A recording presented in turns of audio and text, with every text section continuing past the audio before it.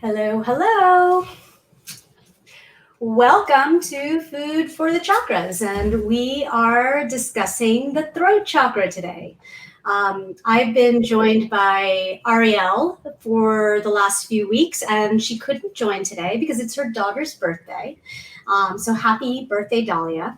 And I am honored to be joined by the lovely Lisa Freeman. Thank you, Lisa, for joining us. My pleasure. So today we're going to be moving on up. I hope you were able to watch last week with Jenny and Delia. They were discussing the throat chakra, oils and all the beautiful aspects of the throat chakra. And today what we're going to do is we're going to move into food, and we're going to move into expression through food. And I'm really glad that Lisa's joining me because I am always inspired by her. Not only is she an amazing witch all around. I mean, she's a nature witch, she's an art witch, she's a magician, she, creates all these things. But one of the most beautiful expressions that I see of her is through her art. And, I think that this is one of those things that we are learning is about how to express ourselves in multiple ways. The throat chakra is about communication, but it's also about expression in all ways. And I just have a few examples. I want to promote her because her art is amazing. My husband bought a painting of hers. They're more than just paintings. There are these, they're multi-dimensional. There's texture to them, and there's layers to them, and she does so much. And so he bought one of Nina Simone, one of our favorite vocalists, who talk about a woman who knew how to express herself and had a lot to say.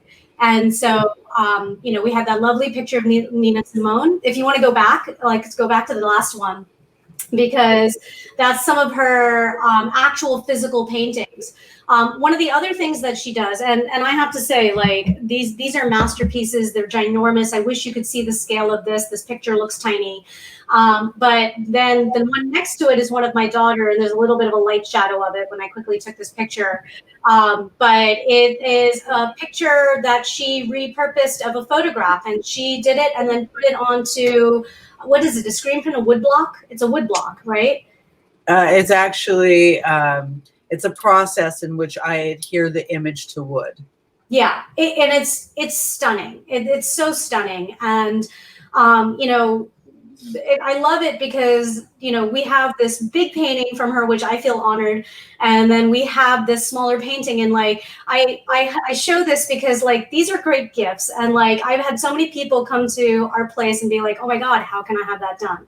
Then on top of it, she plays with pictures. You post a picture on Facebook and she comes back with the most magnificent image. And this one was of me. This is my actual phone that I have as my background. I love looking at it. It reminds me of my own process, this process of rebuilding that I go through.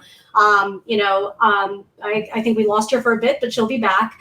But, I think I've spoken a lot about my own process and this journey that I've been doing over these last couple of years in deprogramming myself and reprogramming myself and rebuilding myself. And, she's somebody who can capture the essence of who you are. She saw this picture. It was a picture I took in India. And she made this beautiful picture of it. And, for me, it reminds me of my process. And you can see I took a nice little screenshot of it at 1:11 p.m. on June 11th. If we can go to the next one, we can see more of her beautiful art. And, she's not here to hear how much I love her art. But this is a picture of my daughter that I took when my daughter dressed up, and she just made it magical. She made my daughter into a superhero, and my daughter always speaks about Auntie Lisa and her magic, her art magic, and is always fascinated by these pictures that she makes. And again, here's another one she did of me. I just want to show you like how she transforms a basic picture into a magical piece of art, and she can make you magical. And like I said, she captures your essence in all these pictures. So if you are interested in having your picture, like, you know, made into the essence of you, contact her, reach out to her. Like, her prices are so good.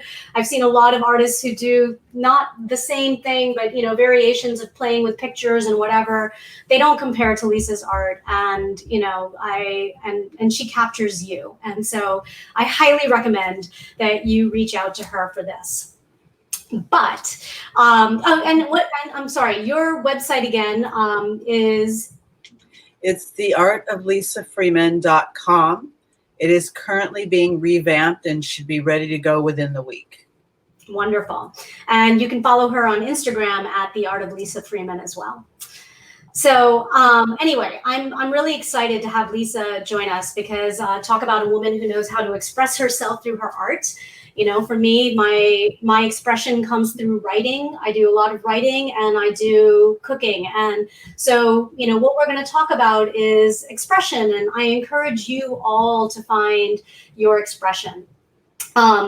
One of the things that I really love about this Food for the Chakra series is that as we are moving through the chakras, I find myself going through that clearing myself. And partially it's the creation of recipes that, you know, as I am eating these recipes that are, you know, doing the healing through food, which is exactly what this series is about. But it's also where we are in our journey, I think, not only as individuals, but in the world.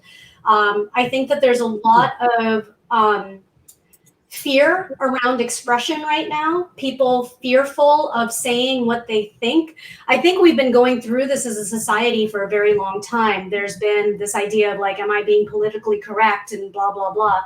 But I think right now people are wondering, what is the right thing to say? Can I express myself? And, you know, how do I express myself? And so I want to, like, you know, later on through this discussion, talk about how we can have compassion for our own forms of expression and for the expression of others, because we won't always agree. But there are ways that we can communicate and understand, like, what is truly triggering us? Where are these triggers coming from? And how can we heal those triggers and express ourselves in ways that build compassion? And, you know, are speaking from a clear throat chakra, which is a place of integrity and, you know, a place of openness and vulnerability. So, shall we begin? Do you have anything to say, Lisa? No, I can't wait to see what you're about to do. All right. Well, thank you, everybody, for joining us. And please feel free to comment. I am really excited today because I am not going to be doing as much cooking. The cooking is being done right here. It's happening in the spot. And it's wonderful because now I can really interact and I can look at your comments and, you know, and really be part of this process as well. So the throat chakra is, you know, obviously our fifth chakra. Now we've gone through our lower elemental areas, right? We've gone through the root, the sacral, the solar plexus, and we meet in the middle with our heart. And our lower chakras are really about the earthy aspects of us, rooting into our tribes, rooting into ourself, understanding our body, our relationship to our body. And these upper chakras, you know, when we get into the throat, the third eye, and the crown, we're looking at the spiritual realm, and we unite in the heart. So what's really interesting about the throat chakra is that it is actually the essence of creativity. It's where we express ourselves. And because it is creativity, it's actually strongly related to our sacral chakra. And so it's a connection between the spiritual realm and the earthly realm.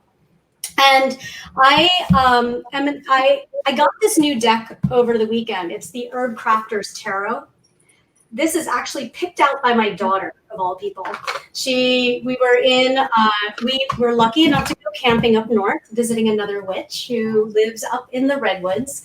And we were taking advantage of the fact that it was not full lockdown and wanted to experience what it was like to get out. And I found this really witchy store that had these beautiful herbs. It was a very magical store. And they had just not only a plethora of herbs, but a plethora of tools, divination tools, whatever you want to call them, to help you get in touch with yourself, whether you were looking at health, whether you were looking at things like tarot, the oracle. And my daughter went right for the Herb Crafter's Tarot. And she, it's like she knew me, because they had all the decks you could imagine. And of course, she found the one that I've never seen and is based on cooking. So I want to read this card. So, this is a very new deck for me. And I should have known from the very first few cards that I've pulled from it, it's been on point. But I was really not trusting myself today when I was pulling cards right before starting this episode. And so I ended up pulling 3 cards, and I should have stopped at the first because it was perfect, but the second is even better, and the third combines them both. The deck is powerful, and I encourage you to look for it. But the first card that I pulled is the Adelita of Air. It's oregano. So this deck imagines, I guess is the word I'm looking for, the different suits and the major arcana. So they look at it differently, and it's really beautiful how that it's done. But oregano, Adelita of Air, so that would be the equivalent to a page. But this says, speak from between your legs, shout, sing, and scream. Declare your truth loudly and without fear. A young woman gathers herbs for bajos, warm vaginal steam baths. She selects the most vibrant and strong plants to use in the ritual: roses, calendula, and oregano. The herb crafter arranges her steaming chair in a beautiful place in the garden near a healthy oregano plant. Soft, warm blankets lie nearby. The Adelita of Air is a champion for truth. She vows to remove the shame around women's bodies, beginning by loving her own. She strengthens the seat of her voice with vaginal steams. She knows oregano is more than just a kitchen herb. It is also an ally for women, easing menstrual pain and menopausal symptoms, bringing on menses and increasing warmth and circulation to the pelvic region. She understands what ancient women knew about the connection between the vagina and the throat. When one is constricted, so is the other. She sings during birth and screams during sex. She allows the throat and vagina to open in order to fully express herself. She is blunt and clear. As Calisa Pincola Estes, the author of Women Who Run with the Wolves, states, she speaks from between her legs. So, this is exactly what the throat chakra is all about. And it's that connection between the throat and the sacral. I have a picture, if that can be pulled up, of looking at the vocal cords and actually looking at what it looks like to look at our labia and our clitoris and all of our different parts down there. And honestly, you cannot distinguish between the two. So I think that picture will be pulled up in a second. But it's absolutely amazing to see that our vocal cords actually look like what we express down there. And this is where we've been stifled as women, right? We are not allowed in previous ways of being. We haven't allowed ourselves, and we've let others stifle our expression through this area. This is where we hold our power. This is where we hold our creativity. This is where we hold our voice. As I was going through my healing, I was learning a lot about how the voice that resides in this area for us, in our sacral through our reproductive system, and down in our root chakra when we are looking at our labia and our clitoris and our opening into our internal world. This voice is quiet. It's not that strong masculine voice that's, telling us we should do this and we have to do this and things have to be done in this order and we have to accomplish this. It's a very quiet voice. It's a quiet voice that requires us to really calm ourselves and center ourselves and be still and listen to that quietness that comes, that gentleness. She speaks gently, but she speaks firmly. And when we look at the throat chakra, this is, it looks exactly the same. I posted this picture of the throat chakra and the vocal cords. And some people were offended. They're like, how can you do that? Did you just put the vajay on the internet? I put not on the internet, no. This is somebody else's vocal cords. I don't have a picture of my own. But you can see, the structures are pretty much the same. You've got lips that open. You have the two bulbs on top look like the clitoris. It's exactly the same. Yeah. As we're coming into this expression, this is what we're activating. So I am learning to trust this deck because that was the first card. I picked up this deck and I shuffled once and that card flew. And I was like, oh, well, it can't be that card. Let me draw another card. So I did draw another card. This one is Madre of Fire, Time. Okay, so this is, Madre of Fire is, so this would be like the queen. Turn up the heat in your creative passions. A warm heart and a spicy kitchen welcome others to your table. Stroke the creative fire that burns in your belly. A woman stands in the warm kitchen. The table is covered in bottles, books, and a large, fresh harvest of time. The kettle whistles on the stove. Yellow, orange herbs dangle from her rafters. She is dressed in garden clothes, and her warm hands gently grind herbs in a large molacate. The Madre of Fire inspires others by living an artistic life. She teaches from her actions. She encourages collaboration, inviting everyone to play in her busy apothecary.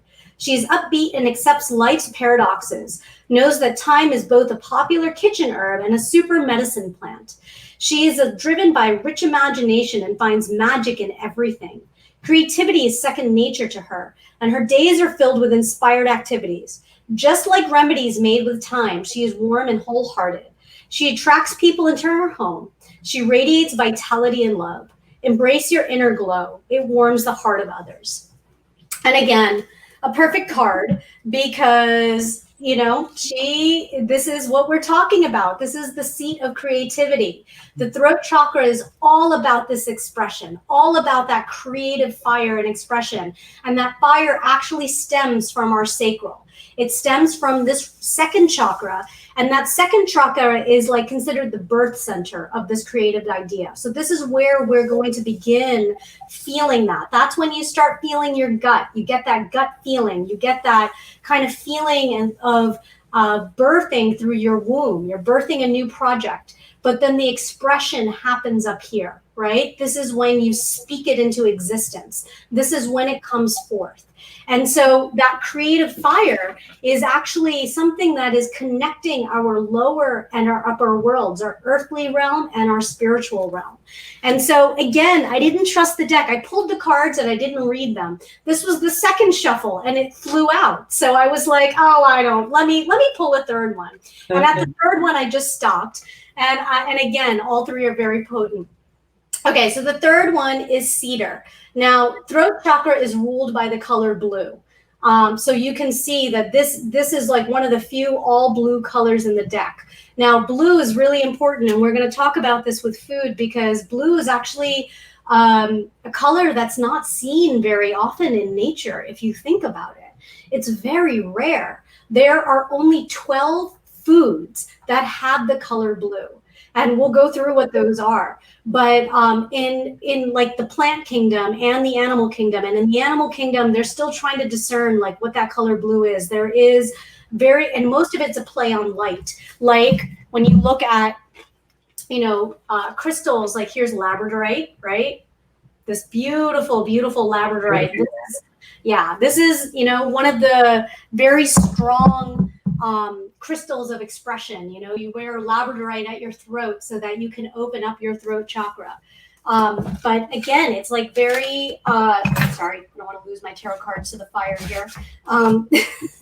Very, very rare, and it's usually a play on light. But so cedar, the chariot. Move forward with confidence. Be disciplined yet flexible in your pursuits. Embody the journey.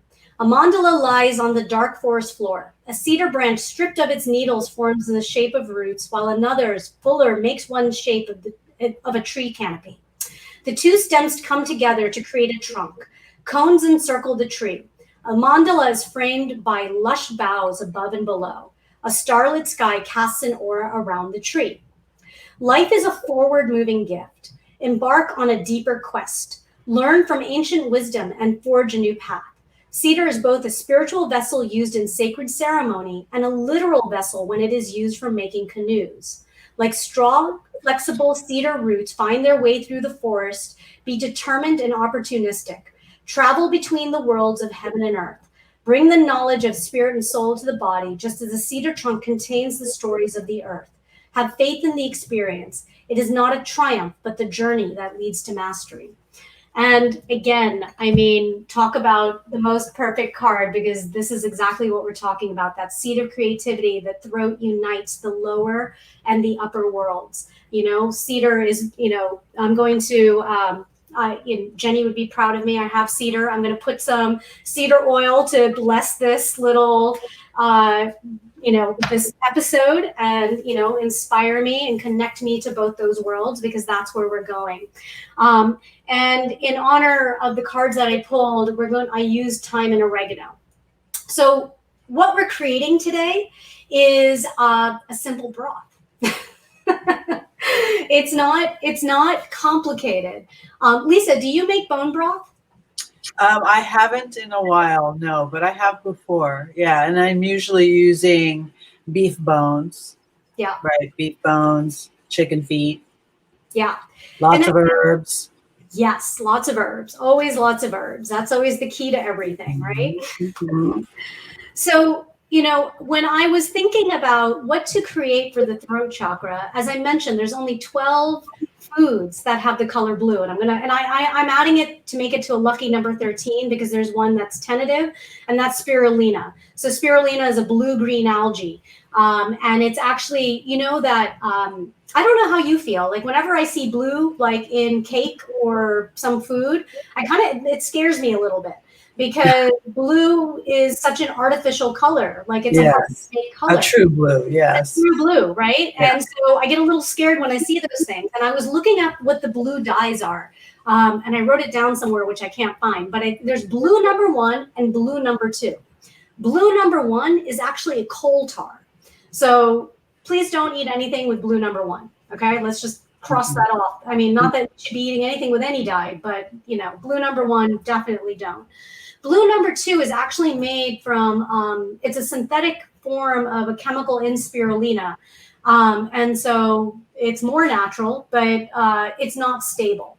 Mm-hmm. And its instability, I don't know what that means. So again, when you look at blue foods that, are artificially colored, it can be a little scary.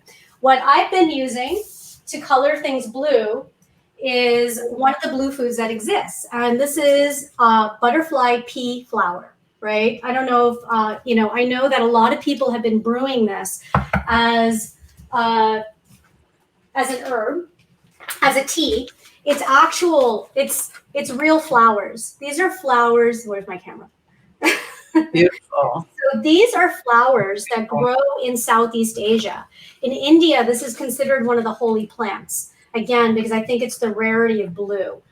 You can see that it's just this tiny little flower, and these are literally dried flowers. This one here, you're only supposed to use like maybe 5 flowers. I used 1, 2, 3, 4, 5, 6, 7. This is 7 flowers, and look at the darkness of that. Beautiful. So I actually drink this as a tea. You can easily get this flower. And you can brew this by just pouring hot water, and I put a little bit of lemon and a little bit of honey. And so this is one of the ways you can do color therapy. And I actually use this to create cakes, like if I'm doing cake icing. The other thing that I use is cabbage. Cabbage actually creates a blue dye, red cabbage. And so when I made my daughter's, she requested a Moana cake, and I made a giant waterfall. And so I used, this butterfly pea flower, and I also used cabbage. Yay. Jenny was saying that she used the butterfly flowers during witch camp painting, when they were doing painting. So again, it's like one of the herbs that you can, or one of the flowers, I should say, is more of a flower than an herb. But this is, one of the few blue foods. So what are the other 11? Well, blueberry, we know. And blueberry is wonderful because it has, it's actually what has been studied to understand the properties of blue. We should eat the colors of the rainbow. Blue is really hard to eat, so you put blueberries in everything. And the blue of the blueberry, it's the same blue in all plants, but it's actually a rare chemical. It's a variation of the color red, actually, surprisingly. And it has so many health properties. It's anti-inflammatory, it's anti-obesity, it's anti-diabetes, like it controls your blood sugar. It's one of the things that butterfly PT is known for, is really good for controlling blood sugar and controlling obesity. And I say this is really important because the throat chakra is ruled by the thyroid. And so thyroid is all about the hormones that we're producing and our metabolism. So it's our resting metabolic rate. And when your thyroid is out of whack, whether you have a hyperactive or an underactive, it can create a lot of problems. So one of the ways to naturally balance your thyroid, and again, I'm not, giving you medical advice, always seek your doctor opinion and, understand what's right for you. But one of the ways you can always supplement anything or just introduce into your life to maintain balance is, eat blueberries, drink butterfly PT, and kelp. What? And kelp. Kelp is really good for that as well. Thyroid. Kelp is amazing for the thyroid. And that's one of the things that we're going to talk about with the broth. And so these are all really good foods for maintaining these aspects. And because it's so rare, this is, something that pharma companies are looking to extract and isolate and do what their things are. I always say, stick with whole foods. Yeah. It's not that hard to, grab a bunch of blueberries and eat. Right. And blackberries. Blackberries too. Blackberries, any of the purple fruits that are pit fruits from trees, those are all going to be very good as well.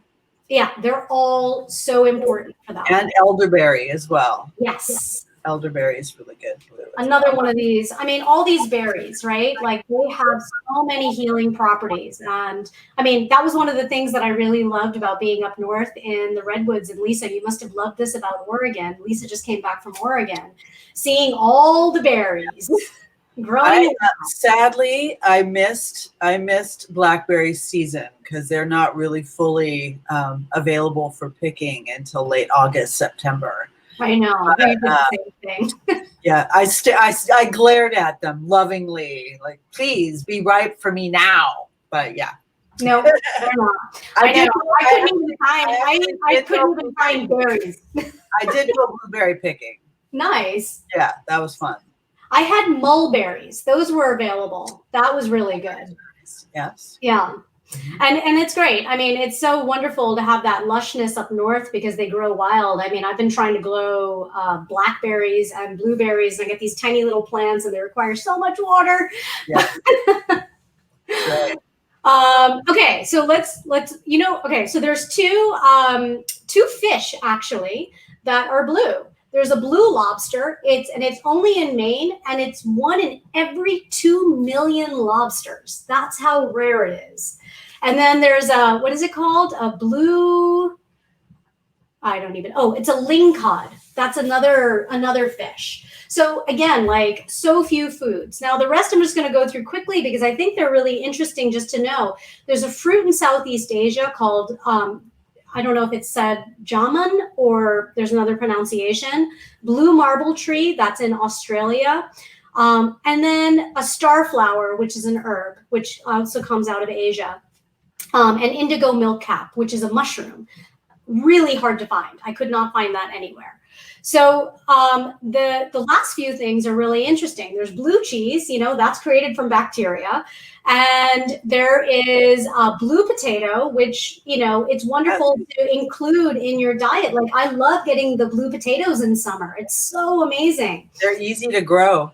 Oh, that's good to know. I haven't tried that. Grow. Yeah. Awesome. And then my favorite, which is blue corn.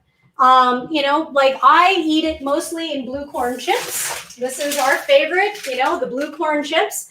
This is something that I didn't know, and I learned through researching all this. Blue corn has 20% more protein than white corn. So it's a great way to include that in your diet. And, why not? Why not do it for the nutritional value as well? Mm-hmm. But when I was thinking about food for this, as I said, those blue mushrooms are hard to find. There's so few blue foods. Color therapy is a great way to clear our chakras, eating foods of that color. But it's really also important to think about what that chakra serves and the expression of it. And I think we've gone through this in some of the previous episodes, looking at the chakras different, thinking about foods differently. So what we're trying to do with the throat chakra is express ourselves. And so what we want are things that are healing and soothing and comforting and moist. We always have, I think about dry throats. We're always drinking water because of dry throats. And when we can't express ourselves, it's closed, right? And it's tea, right? That's where the butterfly pea tea also comes in too. But when I was thinking about, what we do when we're not feeling well, actually, as I was preparing for this episode, and over this last few weeks, as I've been finding my voice and truly learning to express myself, I've been feeling extremely constricted. It's like the expression is ready to come out, but it's not quite there. And as I was thinking about what to do to nurture it, it's the typical things we think of: honey, ginger, lemon, and broth, right? You can also do thyme in honey. You steep it in honey, and then you can put that in tea. And it's really good for any upper respiratory issues you might be having, sore throat, whatnot. That's wonderful. Put a little bit of lemon in there. Oh, I love that. I'm going to try that one. Mm-hmm. I actually, it's funny because I'll do a lot of teas and lots of different herbs and concoctions, and there's always the basics, and it's good to know I should play more with my teas. Mm-hmm. What I wanted to do for today, though, is the broth. One of the reason I was thinking about the broth is it's so simple, right? It's really simple because you just put things into a pot and you stew them, and then you can adjust accordingly. But it's also one of the most nutritive. It's such a simple way to gain that nutrition. And honestly, when a lot of people come to me and they're like, I don't eat lunch, I'm too busy, or whatever they say, I can't go without food. So that's not something I suffer from. but I'm too busy, I can't eat. Or I always tell them to carry bone broth with them because bone broth is very nutritious. And it's easy enough to make and it's easy enough to buy. The one thing that I'll say with bone broth is that, make sure that you do know the source of the animals, because when you are, and that goes for all of the meat, but and the same thing for vegetables, it's no different. Just know the sources of the things that you're buying, because when we are getting into the process of extracting this and using this in our body and using this to build the muscle of our body, this is what we're building in. And it's more than just the nutrition. It's more than everything else. It's the emotions, it's the caring, it's the, the facilities, it's all of that. So really be conscious about, what you're purchasing. Eggs are expensive. Eggs are really expensive, but I will pay that $3 more to get eggs that, from the farmer's market or somewhere else, because it does make a difference. And if you pay attention, if you are settling yourself down and paying attention to the food you eat, you can feel that difference energetically of what it means to have something that is just the, just picking up what you can because that's what you can afford, and, buying something that is raised sustainably and ethically, because in the end, it's a medical bill one way or another, right? You can be preventative with the food you eat, or you can be suffering the consequences down the road. And so one way or another, you're going to pay. So why not treat your body like the temple that it is? Treat your body like, like Mother Earth herself. She came from Mother Earth. Speaking of Mother Earth, I found this beautiful statue. She came to me. Oh, beautiful. I know. And Gaia. Mother Gaia, but she's our body. Our body is her. We are one and the same. And so when you treat your body with that respect, you learn to treat her with that respect.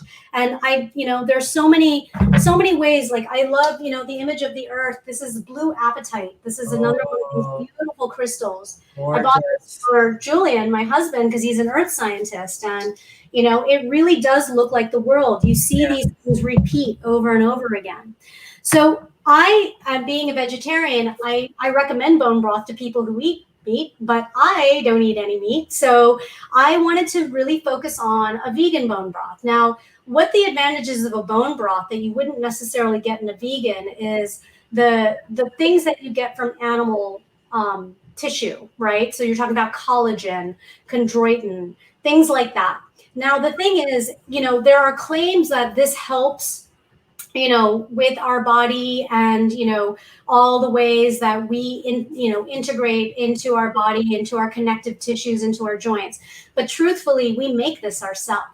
And so if you are supplementing yourself with the right minerals, the right vitamins, everything, you can make this. You don't need to have an external supplementation of it. So a vegan bone broth not a bone broth, but a vegan mineral broth you can provide yourself with the nutrients that you need that, will help you build these things. Now, collagen is something that, was one of my favorite topics from grad school, actually. I think I was in like my molecular biology or biochemistry class. I don't even know if it was even grad school. I think it was in college. I remember sitting with my two friends and learning that, after the age of like whatever it is, 24, you start breaking down collagen more than you build it. And we being like young students are like, that's it. We're going to form a company and we're going to make collagen and we're going to help. And this is like the gold mine. This is the gold mine in all of health and pharma and food and everybody. Like, this is why people drink bone broth, this idea of collagen.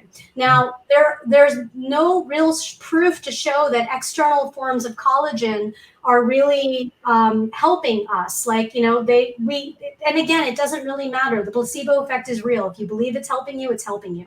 So don't you don't need to rely on like scientific data to say that this is true for you or not. If you feel like external forms of collagen are helping you, they help you. But one of the things that you can do to stimulate collagen naturally is really it's touch therapy, right? It's massage. It's like creating these little micro injuries, if I should, I don't know what to call it, but like you're basically stimulating collagen because you want to get that process of wound healing. Collagen is an essential process of wound healing. When you cut yourself, like that's part of what's happening. So there's lots of tools out there. Like, people use things like jade rollers and to roll your face. And there's also like the micro needle rollers. I don't know if anybody uses this, but this is something I use on my face and it really works. Like, you use these microneedle rollers and they're little acupuncture needles. And you roll this on your face and it does, it really is creating it's what acupuncture is doing in a lot of senses. It is stimulating your stem cells to then proliferate and go out and do the work of wound healing. And that's actually going to make your skin firm. And so you can actually do this in different ways. So there's lots of different ways to stimulate collagen. I know that Jenny is saying that there is a doTERRA oil that does it, and there's lots of different forms out there. So it doesn't always have to be through food.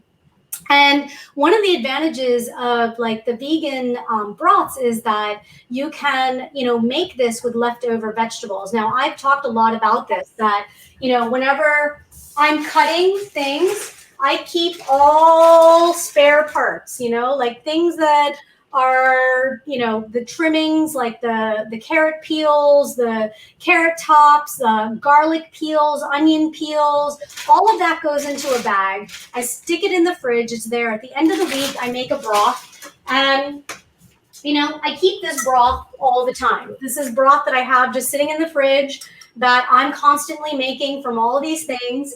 And it's wonderful. I cook my pasta in it. I flavor soups with it. I do whatever I want with it. I make salad dressings out of it. But what today I wanted to do was really focus on a broth that is healing. Like, we're going to focus on properties. I wanted to include the lemon. I wanted to include the ginger. And I really wanted to make sure that we were like looking at those healing properties. So again, it's so simple to do. Do that. Like, I swear you will save so much money making your own broth that way.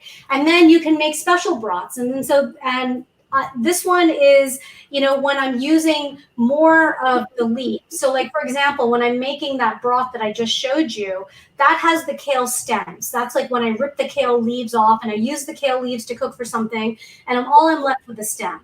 But the stems have a lot of nutrition, but the leaves also have a lot of nutrition. They have the folate, the iron, you know, potassium, all the things that we get out of leafy greens. So in this broth that I'm making right here, this is using the whole leaf so that we're actually getting more nutrition. And this is something that like I would do if I was sick, or if I would do when I just want to have, you know, a little bit more nutrition in my diet. So I have the recipe up, and I have this going because all good broths take time, right? All good soups take time. If you cook it too quickly, you're going to get a nice soup, a nice broth, but it really needs that time to marinate and to sit. So like a good broth should be anywhere from 1.5 to 3 hours. So I have the recipe up with what I did, and I took some pictures earlier. For this one, to give it more flavor, I actually roasted the vegetables. This is something that I don't do when I'm just using my parts, the leftover parts. So in this one, I took the whole onion, I chopped it up. I took the whole carrot. I separated the carrot greens. They're being used, but I just roasted the carrot. I took mushrooms, chopped them up, the leek, wash it really well, because you know how leeks have a lot of dirt and granules in them. I did the garlic cloves. There was the whole garlic. And I did the lemon rind. And so I chopped off the rind of the lemon, you know, so that, you know, I have my lemon that I use for other things, but I just chopped off that whole rind. And I put it on top of the carrots. And so all of that was baked at 400 degrees for about 30 minutes. And you know, and if you're going to do a bone broth, if you're going to use an actual meat, lemon is really great to help break down the you know, the collagen, and it's the acidity that's going to help break all of that down. So lemon is always great to add. But I roasted that all because it just creates a really robust, fragrant flavor. I mean, who doesn't love roasted garlic, you know? Who doesn't love roasted onion? Just that smell. So that was with coconut oils. And I didn't take a picture of it once it was roasted, but it was nice and brown. I gave it a stir about 15 minutes in. And then in a pot, we can go to the next one, but in a pot, I included the greens. So I have kale, celery, the carrot tops, and I also included, now, as you were saying, Lisa, you want sea vegetables for iodine, for thyroid. So the iodine is something that how many people really eat table salt nowadays? You know, that iodized salt, we don't use it anymore, right? Everybody's using like Himalayan salt and sea salt and all these things. And sometimes what we lack is the iodine. And so sea vegetables are a great way. I mean, sea salt has the iodine, but Himalayan salt does not. So, you know, sea vegetables are a great way to get this. So I'm using kombu, which is, you know, just buy it. You can buy it in the grocery store. It's just a big sheet of seaweed. And it adds so much flavor. And it adds so much of the nutritious value of what you need. I also threw in wakame. That is, I don't know if I'm saying it right. That's how I say it. Yes. But they are, again, like, this is something that I often eat in like a miso soup. I'll throw it into a miso soup. You can eat these these seaweed leaves whole. This is tiny, and when you'll see, it expands to these big broad leaves when you put it in water. Again, another source of iodine. I also put in dried shiitake. So I used fresh mushroom also. I roasted the mushroom. I don't think I mentioned that. I used the whole mushroom, and I used white mushrooms, the cremini mushrooms, and I just roasted them whole. I mean, I sliced them and then roasted them. I also like to use dried shiitake because shiitake really provides the umami.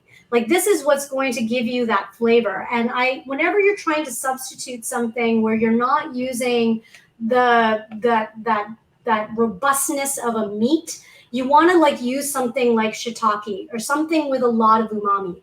But shiitake not only has that nutritional value, it's going to provide that strong, earthy, robust flavor that you want to have. Like, one of the things that I find that happens in a lot of vegetarian dishes and vegan dishes is they forget about that whole robust flavor. They forget about that fifth element, having that taste of umami. And I added, we can go back to that slide if you can, but I added some spices. So we added oregano and thyme because those are the cards we pulled. I add a little bit of turmeric because turmeric is a wonderful anti-inflammatory, antiviral, antifungal. In India, they say haldi for health. Haldi is turmeric. And it's used for health. I mean, it's studied all across the board. I have curcumin, the active ingredient of turmeric, tattooed on me because I believe turmeric is life, curcumin is life. So I add a little bit of turmeric in. You can use fresh turmeric. I ran out of that. But I just, some people don't like that strong, earthy flavor of turmeric. You just need a little bit. You don't need a lot. It's enough to do... just to be a preservative almost in some senses, to prevent that food from going bad in the fridge or the freezer. I just want to show you, this is something I do every year. So every October, I get pumpkins and I dry them and I make them into rattles. This one still has to be shaken up and I'm not going to shake it. But what happens is that it starts to mold and rot. I just keep this in the sun and it starts to mold and rot. So what I do is I cover it in turmeric. And once I cover it in turmeric, it stops the molding and the rotting, and I actually get a full rattle. I have so many of these rattles made from pumpkins and gourds. It's a great thing to do. You can make your own rattles for ceremonies. I make them with my daughter. But then, now this is done. This is completely hardened and dried. You can, knock it. I wash off that turmeric. I wash off the turmeric, and then I paint it. And, this is an expression. This is another vocal expression that I have. And so it's amazing that turmeric putting it on the outside actually is stopping that rotting from the outside to the inside. And you end up with a full on rattle. I mean, it's amazing. So I encourage you, to have, gourds for ritual. Yes, exactly. And so I think, I use the lemon rind. I bake some of the lemon rind on the carrots, and I also have some lemon rind that I use straight in the pot. So that's what's boiling right here. You can see in that picture of the pot, that was taken about 2 hours ago or an hour ago, and it's about 12 cups of water. I'm using Kangen water. I mean, that's something that, is near and dear to my heart. Kangen water is molecularly structured water. Now, there's lots of things about water, and I recommend people start looking into water. Water is actually, we come from water. Water is life. Earth is mostly made up of water. We're mostly made up of water. And as you get more and more into your health, there's so many different things that you can look at. It can drive you insane, or it can give you more clarity. You do what's right for you. But what they mean by molecularly structured water is that it's structured, it's run through metal plates so that it changes the way that the water molecule is structured. And by changing the way it's structured, we absorb it better. Our skin cells, our cells absorb it better. And hydration is the thing that we need. It's the thing that we need for our throat chakra. It's the thing that we need for youth, vitality, skin. Forget collagen. forget any of the skin wrinkling, whatever. If you get enough hydration, you can do amazing things to your skin. So, whatever way, it's not just about drinking water. It's about, retaining and maintaining the water. Try not to drink water out of plastic bottles. Do your best not to. Sometimes we don't have a choice. Sometimes it's what needs to happen. But if you're going to choose a plastic, try a hard plastic, not a soft plastic. We can go on and on and on about the ways that we can change the way we think about food. And I only bring this to your attention because if you want to talk to me about it, please reach out to me. This is something that has been really near and dear to my heart. And, when I think about the spiritual aspects of the world and the way we've been changing, in ancient scriptures, one of the signs that we were in a dark period is when water is being sold. Water should be free. This is not something you should be paying for. And we live in a country where people are being denied water, right? Like we had to fight for Flint, Michigan, who still doesn't have water. They still don't have clean water. Still. It's insane. It's absolutely insane. I mean, this is supposed to be, the country that's leading the way or whatever. Obviously, things are not what they should be. But like, I think that it's the clearest evidence is something when we can say that the people of this country don't have access to water. Because forget the rest of healthcare. If you don't have water, how do you live? Yes. Right?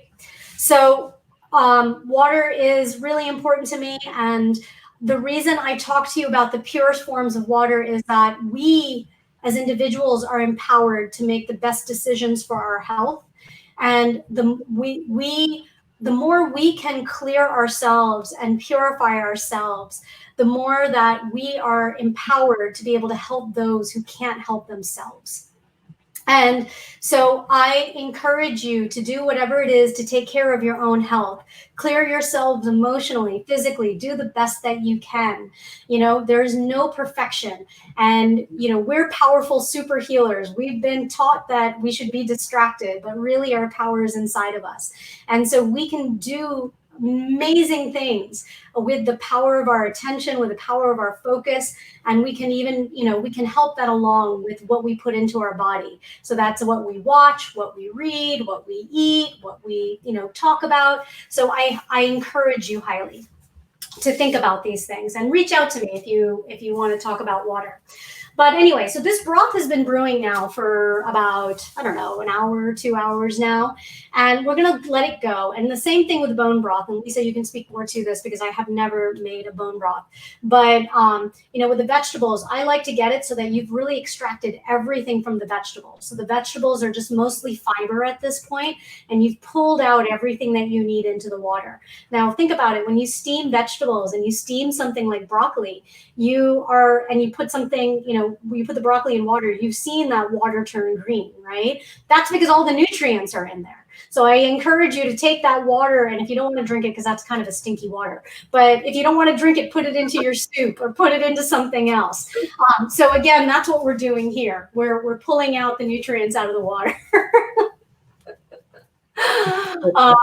Yeah. Well, I've been talking a lot, but I don't know if there's anything you want to add to that. Anything I've said. Broccoli water cocktails. Broccoli water cocktails. That sounds like they might need a lot of vodka to kill that taste. Broccolini. That's really funny. Yeah. So, one of the aspects of the throat chakra. So we're talking about, the different aspects, like the different mantras or, the vocal points, I guess, what we speak into action with each of our chakras. So there's like, with the heart, it was I feel. And, there's the I am and, going through the different chakras. So the throat is I speak. And what I wanted to talk about with the I speak is it's an interesting thing because I feel like that we live in a society where we're being told that you should push yourself out there, promote more, do more, say more, be visible, right? And that's how you're going to cut through the clutter. Now, what's interesting about the throat chakra is it's ruled by akasha. So akasha means ether. It's not a thing, right? It's the space. Space is not empty. Space is full of everything. Space is full of the four elements: earth, fire, air, water. All of it is contained within space. We are mostly made up of space. This entire 3D world is mostly made up of space. So akasha is one of the strongest elements. And it is, we think about the throat chakra and space, we're talking about speaking. So it's about the silence between the words. It's about that space, not only to listen and receive, but to speak with authenticity. Sometimes we're speaking to fill up space. And it's, instead of speaking to be heard, it's speaking in a form that is being, it's a sharing, it's a collaboration. And this comes back down to that card that I pulled, that with Cedar talking about collaboration. We're here to co-create. We're here to be with one another. And right now, I feel like in the world, we're speaking at each other rather than with each other. I mean, I think that that's been happening a lot in, politics and in a lot of defensiveness happening right now. There's a lot of defensiveness. Mm-hmm. And it all comes out of this idea that we're being triggered, right? We're being triggered in various ways. And when we're triggered, it causes us to, speak out and speak from a place of hurt. So rather than take this idea of speaking to speak, it's this idea of looking at the throat chakra as what is it that I want to express? Practicing mindfulness with our speech. So, in yoga sciences, when you look at these branches, like, what they call the yamas and niyamas, there's an order of things in which you're trying to achieve so that you can be your highest self, speak from your highest form, speak from your highest self. And one of the things that they say is that nonviolence comes before truth. So you should be nonviolent first, and truth is, quote unquote, secondary. And it took me a long time to understand that, because I was like, well, isn't truth always important? And we have an expression, right, that the truth hurts, but the truth doesn't have to hurt. And I think that this is where we're talking about speaking from a point of triggering, we're being triggered, and then we trigger somebody else. And we keep going back and forth in this ping pong game of triggers. And it doesn't do anything, because all we're doing is hurting one another.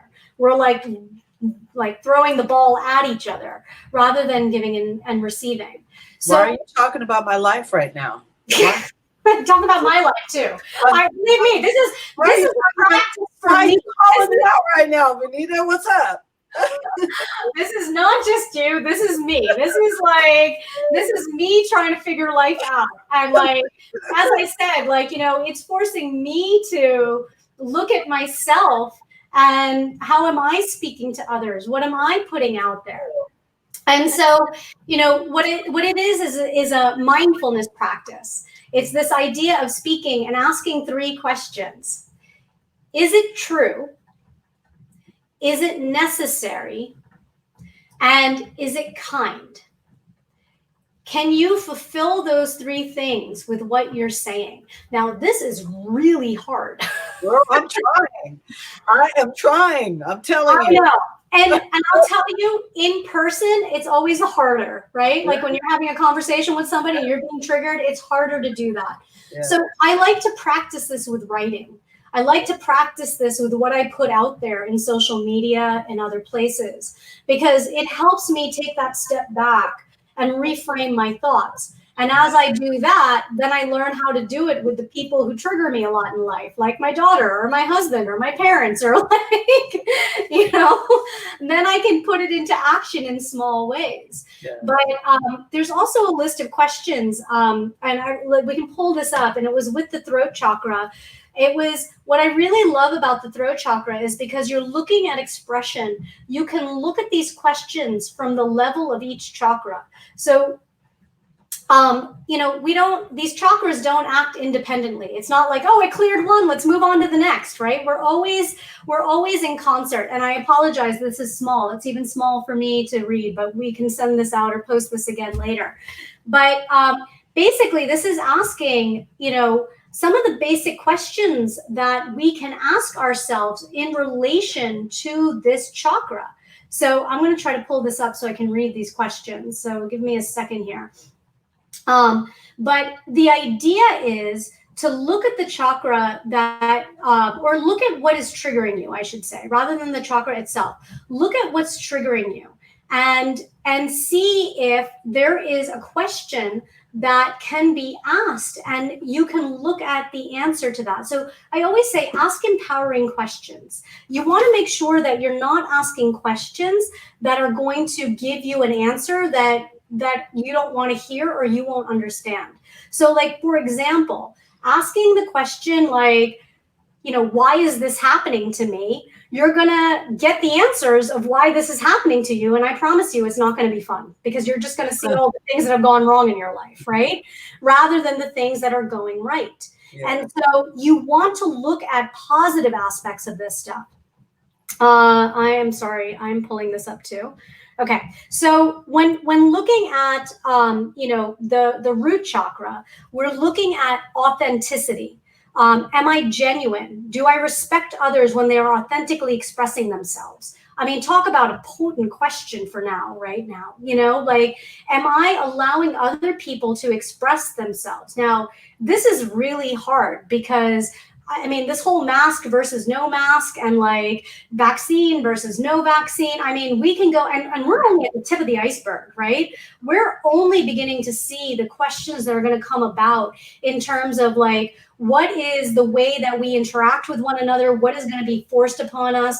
Things are starting to break down. We're looking at all these social structures break down. So what we really are going to start looking at is, what does it mean to authentically express myself and allow the opposite opinion to be expressed back at us, and be able to hold space for that, to not necessarily agree with it, but to hold space for it. And this is a whole new way of thinking. We've been in this idea of one way and my way and the right way.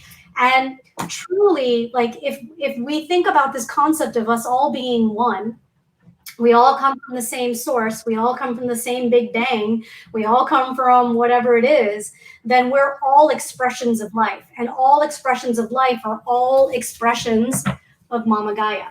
Everything is within her. And so it's, it's coming back to, how do we hold this space in a way that allows us to authentically express ourselves, be communal and tribal with those that we seek to keep company with, and allow others to have their space. Now, this is going to be hard when we're in this moment of duality right now, when we have to look at all the dark forces coming to the surface. We're going to see a lot of darkness coming up. That's like what I've been feeling. Like, there's going to be a lot more rising. And we're going to have to be able to figure out how to transmute that. And so as we go through these levels, within our chakras, asking these questions, we can start to look at how we can transmute this energy within ourselves by being authentically ourselves. The point is not to change somebody else. It's to change yourself. Change the way you view things, change the way you're holding space, change the way you're expressing yourself, so that you're not fighting fire with fire. You're fighting fire with love. And this is going to be the hardest practice that I ever do, and that we all do. But okay, so honesty. So when we look at our sacral chakra, honesty. Am I honest with myself? Can I be more truthful with others? Do I express my needs and desires? When we move to the solar plexus, acceptance. Do I allow myself to feel my feelings? Am I open to differentiating points of view? The heart, creativity. Do I have an outlet to express myself? Am I inspired, and do I act on my inspiration? Integrity, which is the throat. Do I act and speak with sincere morality? Purpose. Am I sharing my messages and skills? and my talents. Communication, do I speak honestly? Do I hear others out? And then expression, do I express myself clearly and honestly? Is it safe for me to express myself? And I think that, like, as we begin to look at these questions and you begin to go deeper inside yourself, it's a great way to figure out what's not being revealed here. And I say that because this has really helped me come about. Like, I'm launching my business, and I don't know when, like, hopefully soon. It started like, I mean, Lisa's known me for a while now. Like, I had no clue what I was doing. You inspired me, Lisa, actually. You inspired me to take this leap of faith in my life. You quit, what it was for your safety and security to earn money and to pursue your passion. And, and you just took that leap of faith. And like, that really inspired me. Oh. And that's, what I did. And it's taken me, I thought I didn't have something like what you had. Like, you have your art, your magical art, and you have that expression through that. And it took me a long time to recognize that food and like my blending of, allopathic medicine and, Western science and understanding of spirituality is my expression. Girl, I saw that in you already. Everybody did. You didn't see it. I saw that in you. I was like, you need to be doing food stuff. I know. I think the universe hit me on the head. Like, we flooded our kitchen. That's right. To me. I kept saying, I can't do it. Our kitchen is not good enough. I mean, the kitchen flooded. I didn't have a choice. Yes. So, but going through these questions and going through this process of just creating space in my life, this akasha, not trying to fill it up with, I have to do this, I have to do that. Oh my God, what am I going to do to earn money? Let me just take this little job that's not going to give me that much money and occupy a lot more of my time, because I was based on survival. And instead, I used these questions and empowering questions to go deeper inside myself and understand what was blocking me. And what came out was, this idea of that this is my gift. This is my expression of self. And, thanks to the modern witch movement, I'm super grateful, because through this Food for the Chakra series, and, I thank the witches of the Witches Village in Envision, because they re-inspired me, because they had molecularly structured water, and like, and I had this, and I wasn't understanding its full potential. And, they were creating fire ciders and broths and all these things that I was like, this is what I do. This is exactly what I do. And so, so I'm forming Food Alchemics. It's it's a play on alchemy, because I wanted to have this chemistry, and, there's more than alchemy. I have, the logo I created, the triangle is the symbol of fire, which is all me. Fire is transformation, but fire is also this concept of change. It's a symbol in, it's the shorthand notation in science. When you want to indicate a chemical reaction or a change in energy, you use the triangle. The center there is the Philosopher's Stone. This is the, I learned about the Philosopher's Stone a long time ago, but it was actually really Harry Potter that re-inspired me with it. It's the search for immortality, but the immortality in that sense of being able to transmute base metals like mercury into things like gold and silver. And this is what we're doing in our body. We're taking the basic elements of the earth, and we're transmuting this. We're transforming this into the powerful beings that we are, that we're able to heal ourselves and do what it is that we need. And I have the moon phases there, because this is really, truly what we are guided by. We're guided by the cycles of nature, and we're guided by the rhythms of life. These are the natures within our body, the natures outside of us. Everything that we see in the outside world is reflected within inside of us. So what I'm doing with Food Alchemics is this idea of, what can we learn about our internal environment so that we can transform our external environment, so we can see a different world outside of us? So that's what I did by going through my throat chakra. So I highly recommend this to everybody. It's amazing what you can discover about yourself. Answering these simple questions, sitting down, creating space. And this is exactly what that akasha is. Create stillness in your life, create space. Sit in the car with no radio on. Sit on your couch and don't check your phone. Don't do anything. Just let yourself be. And you know, one of the things that I've been doing recently, it's crazy. The level, I mean, I used to have a really stressful job. I am now realizing I'm just stressed out by life. Like, I used to blame everything on my job. And yes, my job was extremely stressful and there was lots of reasons, you know, that stress existed. But what I'm finding is when I'm sitting, that if I just observe myself, I can feel that anxiety in me. I can feel like my blood coursing and all these and all the craziness going on. So I've been trying, like, every single time I tell myself I don't have time for this, that's my cue to sit down for just 1 minute and breathe. And I don't just breathe. I also tell my body it can relax. Like, I tell it, it doesn't need those stress hormones. It doesn't need any of this. I am safe. I am fine. And so I encourage, we all think that we don't have time, but it really just takes a few seconds. And when you do this, you'll watch your world transform. You'll watch your inner world transform. And you'll also observe who your insides are. I realized how, like, stressed I normally am. And it's one of the ways to recognize that our throat chakra is actually out of balance, because this is when we become more critical of ourself and others. We become more judgmental of ourself and others. We have neck and shoulder pain. This is where we carry our tension, right? Mouth ulcers. I've been having a lot of, I've been grinding my teeth like crazy lately. And again, it's all related to this, right? And so between the combination of the broth and between the combination of, like, looking and introspecting and creating that stillness in my life, it's amazing how this got cleared. And it's going to have to get cleared again. And it's going to have to get cleared again, because this is the ever evolving process of life. We're never done. We're never done. But hopefully it gets a little easier, yeah? Yes, it gets easier. It gets easier each and every time.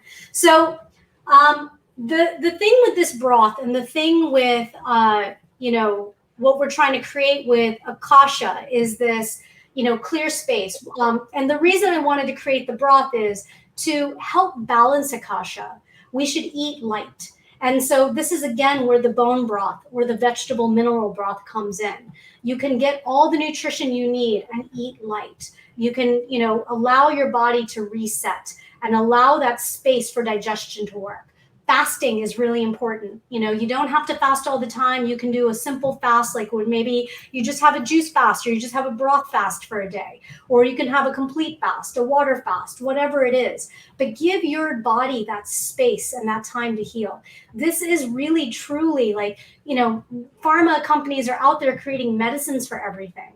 The quickest way to heal ourselves is to slow ourselves down, to stop putting things in our body rather than take that pill. Just stop taking things. I mean, again, consult your doctor if you have, any problems that you're dealing with, anything that you are, whatever, like diabetes or heart conditions or anything, like, always follow the advice of your doctor and follow the advice of your internal intuition. Just whatever it is, do it with consistency. I can tell you that I've had a lot of issues in my life, with digestion, with allergies, with asthma, but by being consistent with my diet in terms of fasting, in terms of what I put into it, I have cleared most of my things. I have allergies still, but I used to be reliant on an allergy medicine. And I have such bad hay fever. Anybody can attest to this. I'm allergic to cats. So when I'm around a cat, I might have to take my allergy medicine. But other than that, like, I'm living with a rabbit that needs hay. It drives me up a wall. I'm itchy. But I'm learning how to balance myself without my medicines. And I do it through healing through foods. So you can do this too. So I am actually going to stop this broth. I tasted this a while ago and it was great. It smells amazing and it's really hot in here, so I'm really glad to turn this off. But what we want to do is we want to strain this. And the other thing that I'm going to do, and again, this is going to create that clear broth. This is the clarity. This is now where we're giving our digestion a break, because we're going to get all the vitamins and everything without the fiber content. So we're able to easily digest. And I'm going to add a capful of apple cider vinegar to the final product. And again, this is more for health. If you are making a bone broth, add the apple cider vinegar during the cooking process, because that's going to, again, help get all those things out of the connective tissue and out of the bone. And fire cider. Fire cider, yeah. I mean, fire cider in there. Throw some fire cider in there. The only thing is, if you make fire cider with honey, do not use that in cooking. You should never cook honey. So this would be a fire cider that's made without honey. I've noticed that there's a lot of commercial brands out there that are using honey. Make your own. I sell fire cider. That's one of the things that we do through Food Alchemics. I'm really excited because I have all these herbs and everything that I'm going to be using to make different versions that are blood tonics and digestive tonics. And, it's going to be fun. But yes, you can throw fire cider in there. The thing is that, fire cider should be typically is spicy with jalapeno and things. When dealing with the throat, sometimes you don't want to have the spice because that can catch your throat.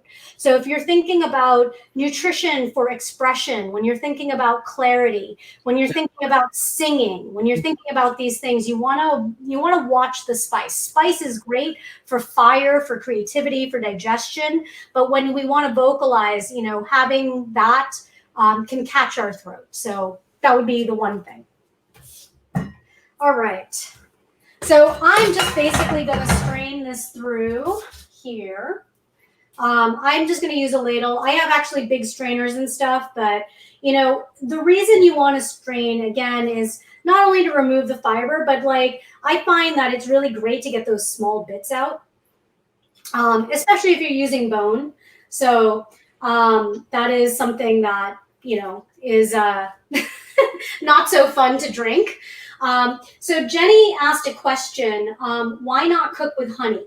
So the thing is that this is a tip that comes out of Ayurveda. Ayurveda is the ancient science of health, right? Ayurveda means the art of being, the science of being. And it's all allopathic medicine. Everything came out of Ayurveda. Ayurveda is just holistic. It encompasses every aspect of it. When they look at the systems of the body, they understand it through qualities. And some of these qualities are, things like stickiness and, fluids and things like that. Honey actually is supposed to be eaten raw.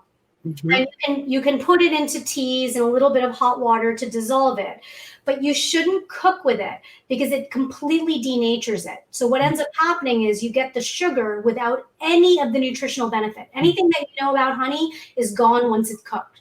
Mm-hmm. And then on top of it, they find, according to Ayurveda, and there's actually some, they haven't looked at this through modern forms of science. And I'm sure there's some articles out there that have done this, but this has been shown in many different ways through older techniques. But what it does is it increases the quality of ama. Ama is stickiness. That's where we get blocked in our chakras. That's when we get blocked in our joints. That's when we get blocked in various places. Mucus, things like that. That's the stickiness. It's the stuff that irritates us. So when you cook honey, it's believed to create that ama. So rather than using honey, if you're trying to use like a more natural product that's low glycemic index, et cetera, I highly recommend using agave or maple syrup. And then otherwise, I like to use dates that I Dates are my favorite. Yes. Because then you get the fiber. But that's the reason not to cook with honey. And I know it's a very Western thing, like honey baked hams and honey bread and honey all these things. But I will tell you that, if you start to pay attention to what you're putting in your body and you really do science experiments on yourself, that's where my whole health journey began. Is I used my body as a scientific experiment. I said, what happens if I eliminate this? This is what happened. This is how I stopped eating meat. It's not that I had any ethical things or whatever. It's just that I notice my body does not digest meat, and I don't crave it. I don't need it. I don't require it the way people do. And and it's only through observation. So anything that you're doing, if you're questioning, if you're like, well, she said this and I don't believe it, experiment with yourself. Just see what it's like. Eat honey, cooked things, and then try it without, and do this over a period of time. This is not like an instantaneous thing. You have to see what it's like over a period of time, and start to observe how it makes you feel, and really be intuitive about it. Like, really look inside yourself and allow your body to speak to you. Don't try to mentally think about these things, but just allow your body to tell you how it's feeling. I hope that answers the question. But that's the recommendation. Okay, so I'm not going to strain this whole thing based on time, but you can see that it's a nice clear broth because I have, and it's, nice and dense. I mean, this was water with all those vegetables and a few herbs and spices. I'm going to taste this right now. And I did not add salt to this yet because that is what I'm, getting from the sea vegetables. And then I can salt this afterwards so that it's salted to taste. Wow, that's really good. It actually doesn't even need salt. And again, that's from the kombu that I used and the wakame, but feel free to add salt as you need. Now, I'm also going to add a capful of apple cider vinegar. I mean, apple cider vinegar is like the cure-all for everything, isn't it? I mean, you can use this to clean. You can use this for for everything. And I add this afterwards, for more of the nutrition, the aspects that all the natural biotics that you get from the mother that's in the apple cider vinegar. It also do you need to cool the broth off first? No, you don't need to cool it because it's going to be like the same thing. Like, you can cook apple cider vinegar with your bone broth because you want it to extract things. I'm just doing this because I want it to have a brightness. I'm not necessarily it's not going to be the full probiotic spectrum that you would get from something like a fiber cider or anything like that. It's more for that acid punch. You're getting something from the lemon rinds that we're putting in. You wouldn't want to cook with lemon, right? Because that's going to be bitter. You can cook with a lemon rind.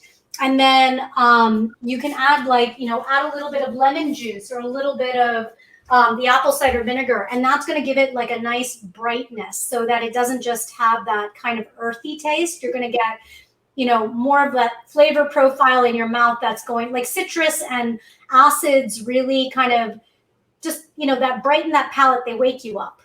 All right, so let's try that again with the apple cider vinegar. Really don't need that much, Yeah, I can already taste that difference in that brightness. And then, add a little bit of lemon. And if you really wanted, this is a great time if you wanted to add honey, if you wanted to add a little bit of sweetness. I don't like it sweet, but I know there are some people who do. You can add a little bit of honey to this and then stick it in a mug and drink it. And this is perfect. Like, this is actually, I had another batch of this that I had made, and I actually drank a cup of this before coming on to this. And, it provided me with the energy that I needed, and it provided me with everything that I need. And it cleared my throat. I mean, because I was definitely having some stickiness. I think it was the expression of self that was having a hard time, But between this, blue pea tea, blue butterfly pea flower tea, this is the color therapy, blueberries, and then this broth. And again, I, think about things that you're looking to really clear from this area. This is a wonderful time to drink this broth as we are thinking, we talk about fire cider. That's great for, the digestive and immune health. This broth is also adding to that, but it's allowing us to, clearly express ourselves and maintain our health. And, I mean, I don't even know how to say it because this is this is what we really need to do right now. We need to be as authentic as possible. We need to express who we are. We need to stop hiding. We need to showcase our witchiness. We need to showcase our magic. We need to take our power back. And our power comes from our health. Our power truly comes from our health. When we are healthy, mind, body, and soul, we are in our full power and we can help ourselves and others. And you have to remember that when you are healing yourself, you're healing others. And like, this is one of the most important things, because I don't think that we think about our interconnectivity enough. And this is why we're so lost from Mother Earth. And we're going to be going through things like nothing is stopping anytime soon. And this is why we need to empower ourselves, right? We need to form this community. I'm so grateful to all of you watching. You know, you are my community. And, you know, this is who we are going to surround ourselves with to like keep ourselves strong so that we can be in our honesty, our integrity.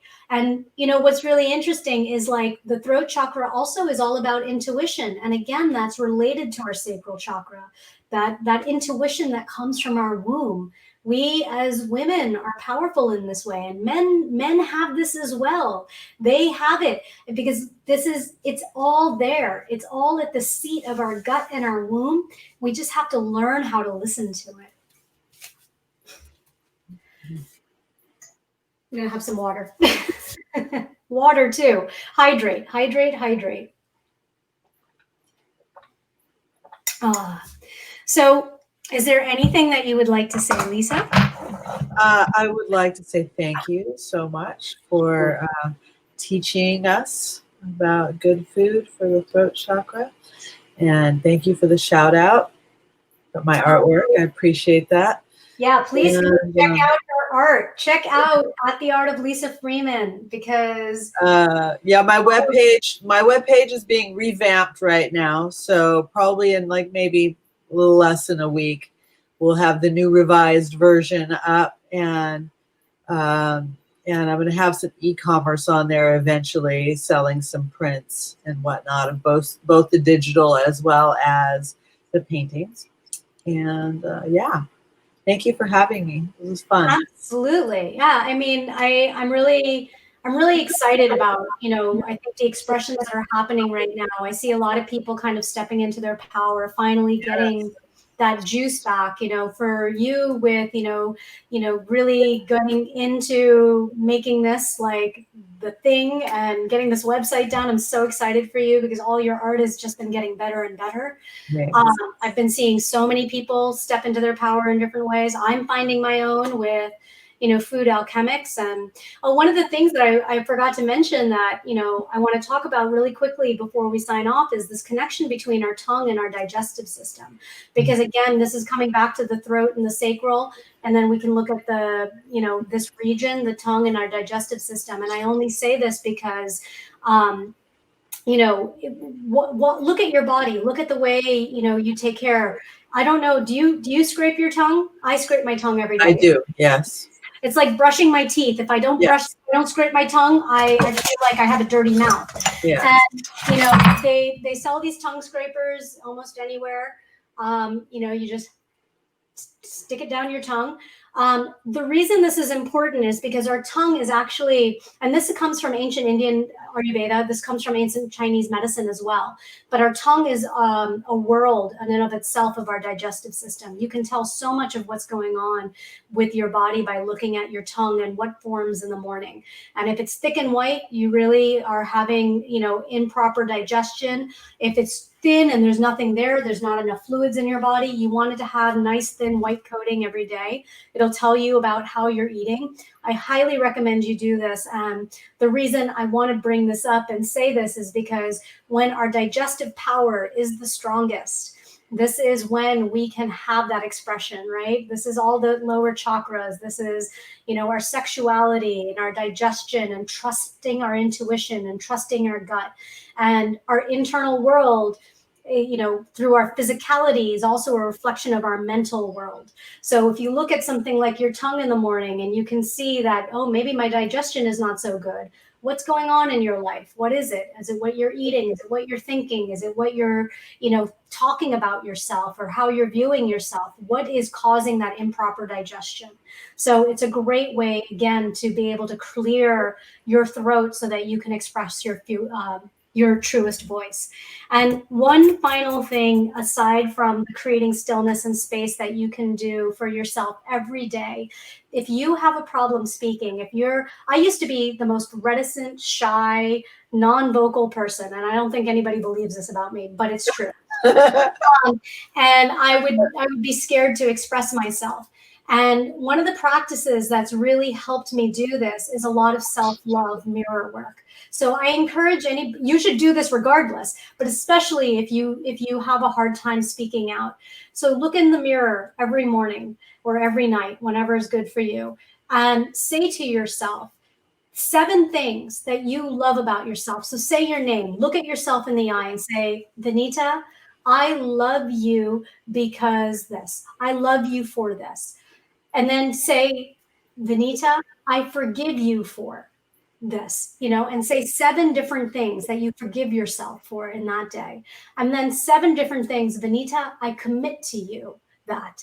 So for example, I would say, Vanita, I love that you did this Food for the Chakras episode, even though you were exhausted and not sure that you could pull this off after coming from the redwoods.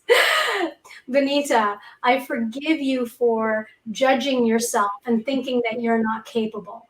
Vanita, I commit to you that I will always watch my words and think about what I'm saying without judgment of myself. So you can say these things to yourself, and it will transform who you are, because you're looking at yourself and empowering yourself. And when you empower yourself, you'll speak from your authentic voice. So yeah. Thank you, Lisa, for joining me. Thank you for having me. Yeah. I'll always. I'm excited that you're here. You always provide me with so much inspiration, and I'm so grateful for all the inspiration and your friendship. It means the world to me. And I thank you all for joining us, because, this wouldn't be possible without any of you. I'm grateful for all of you and your input and your comments. And, let me know if you have any questions. Let Lisa know if you have any. Look at her art. I promise you will not regret it. And we'll see you in a couple of weeks. But don't forget, next week is the next episode of the show that Jenny and Delia do through the Modern Witch Movement. So right here, next Wednesday, you will catch. They will be moving on up to the third eye. So catch that next week, and I'll see you back in a couple of weeks. Bye, everybody. Bye.